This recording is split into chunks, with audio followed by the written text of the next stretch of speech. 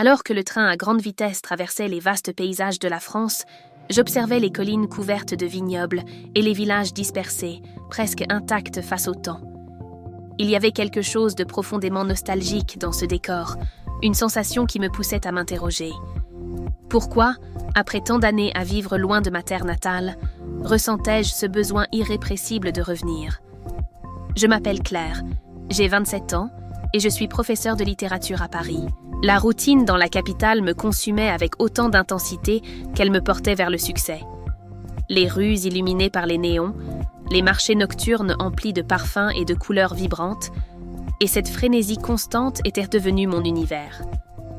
Pourtant, au fond de moi, un vide silencieux régnait, une lourdeur que je n'arrivais pas à nommer.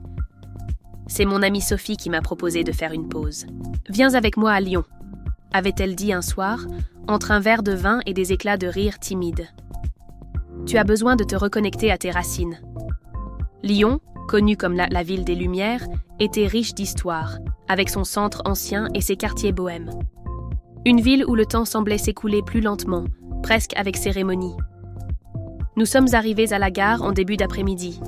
Le soleil se faufilait doucement à travers les arbres dorés de l'automne, et l'air frais m'entourait, chargé de l'arôme des feuilles mortes et de la terre humide. Sophie me guida jusqu'à la maison où nous allions séjourner, une authentique maison de style traditionnel, avec ses murs en pierre, ses toits d'ardoise et ses portes en bois ornées.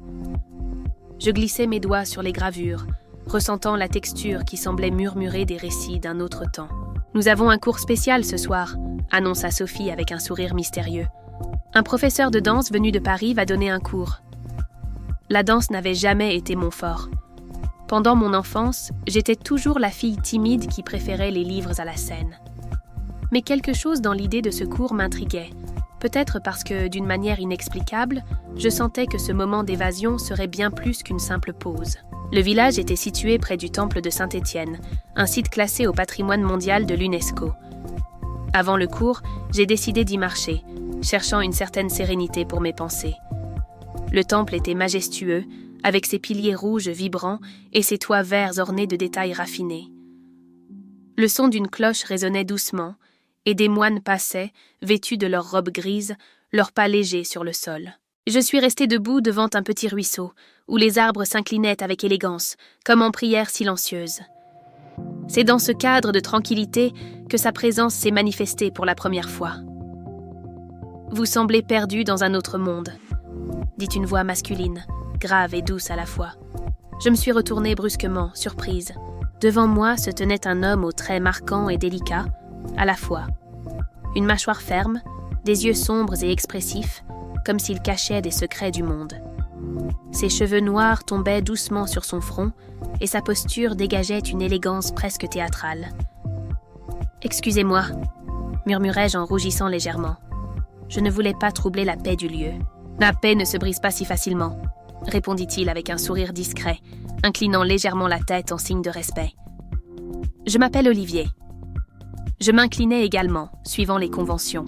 « Claire. » « Enchanté. » Il me regarda encore quelques secondes, comme s'il observait quelque chose au-delà de mes mots. Avant que je puisse lui demander ce qu'il faisait là, Olivier s'éloigna avec un signe de tête discret, disparaissant entre les sentiers du temple. Quelque chose dans sa démarche, légère, presque dansante sur le sol, resta gravé dans mon esprit. Ce soir-là, Sophie me pressa pour le cours de danse, qui avait lieu dans une ancienne maison communale du village. L'endroit était spacieux, éclairé par des lanternes traditionnelles, et le plancher en bois craquait doucement sous nos pas. Un petit groupe de femmes, de tous âges, habillées confortablement, était déjà là. C'est alors qu'il fit son apparition. « Voici le professeur Olivier », annonça Sophie avec enthousiasme. « Il est danseur professionnel et chorégraphe à Paris. » Olivier était différent, plus formel, vêtu d'un pantalon noir et d'une chemise simple qui épousait parfaitement son corps. Ses mouvements étaient fluides, et la manière dont il regardait chacune d'entre nous était presque empreinte de révérence. « La danse n'est pas seulement une question de mouvement, » commença-t-il, sa voix emplissant la pièce sans effort. « C'est une question de retrouver le rythme qui existe déjà en vous. » Je sentis mon cœur s'accélérer. Ces mots résonnaient comme une révélation. Olivier nous guida dans les premiers mouvements, Il ne corrigeait pas avec dureté, mais par un toucher délicat sur les épaules ou un ajustement subtil des mains.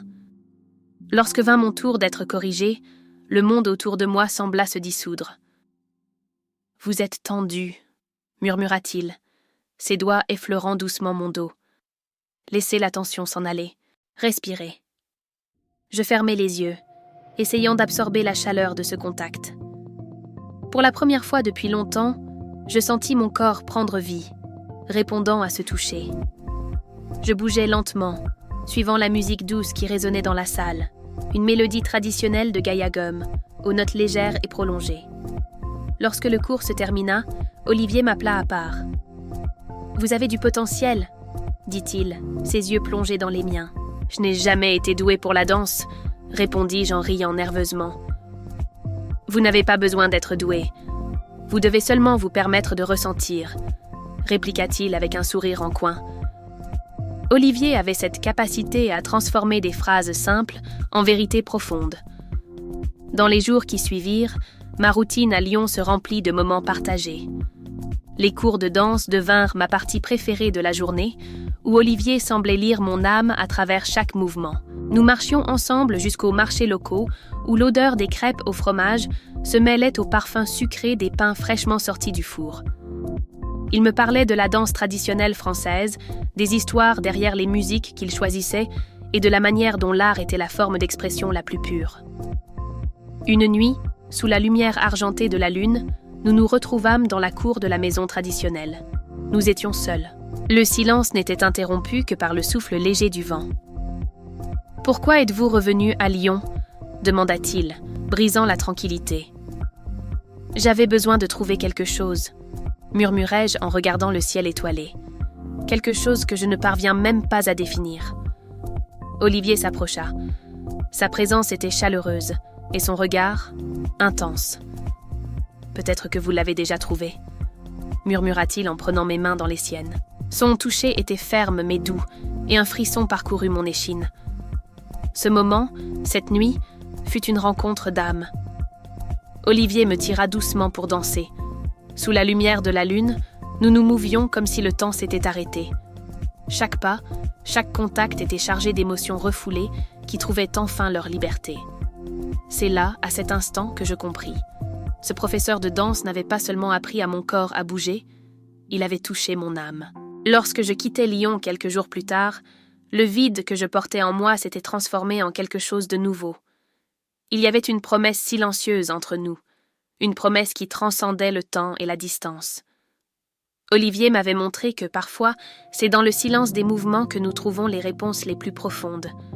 De retour à Paris, la ville semblait moins oppressante, comme si les souvenirs de Lyon continuaient de vibrer en moi.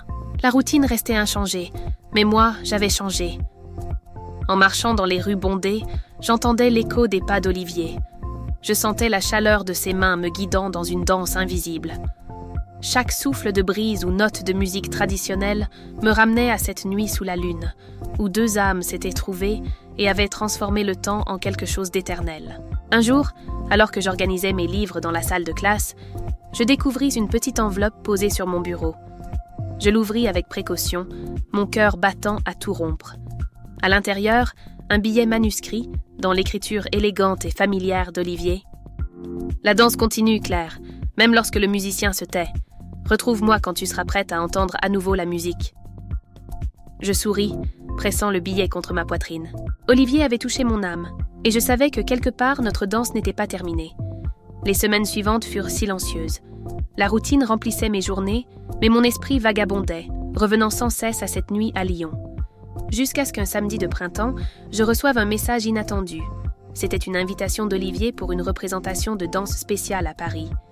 Le lieu ? Le majestueux Opéra Garnier. Vêtue d'une robe simple mais élégante, j'arrivais au théâtre au crépuscule.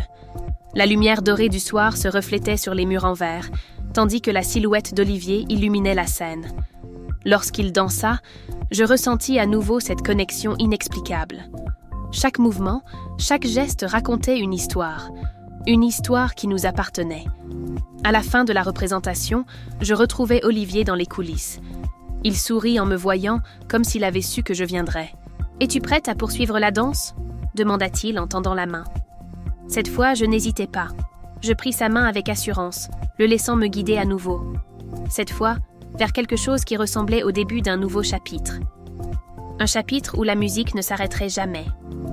Alors que nous quittions le théâtre, Olivier me conduisit à travers une avenue illuminée, bordée d'arbres en fleurs. Les pétales roses tombaient doucement, comme un voile enveloppant le monde juste pour nous deux. Sentant sa main entrelacée à la mienne, je compris que la danse avait cessé d'être une simple métaphore. Elle était devenue vie. Elle était devenue amour. « Claire », murmura-t-il, s'arrêtant sous un arbre illuminé. Parfois, nous dansons parce que les mots ne suffisent pas à exprimer ce que nous ressentons. Avant que je puisse répondre, Olivier se pencha, effleurant mes lèvres des siennes. Ce fut un baiser doux, chargé de promesses et d'émotions contenues jusqu'à cet instant. Sous les fleurs, avec le vent portant le parfum sucré des pétales, je compris que la danse qu'il m'avait apprise était, en réalité, une manière de me montrer le chemin jusqu'à lui. Le silence fut empli de quelque chose de plus profond que des mots. Le rythme de nos respirations, le battement de deux cœurs enfin en harmonie. La danse avait repris, et cette fois, je savais qu'elle ne s'arrêterait jamais. Les semaines qui suivirent cet instant furent un mélange de réalité et de rêve. Olivier devint une partie intégrante de mon quotidien à Paris. Nous nous retrouvions dès que possible, que ce soit pour des promenades sous les étoiles ou pour de petits moments volés au milieu de nos routines effrénées. La danse, qui avait commencé comme une rencontre d'âmes, devint le lien indéfectible qui nous unissait.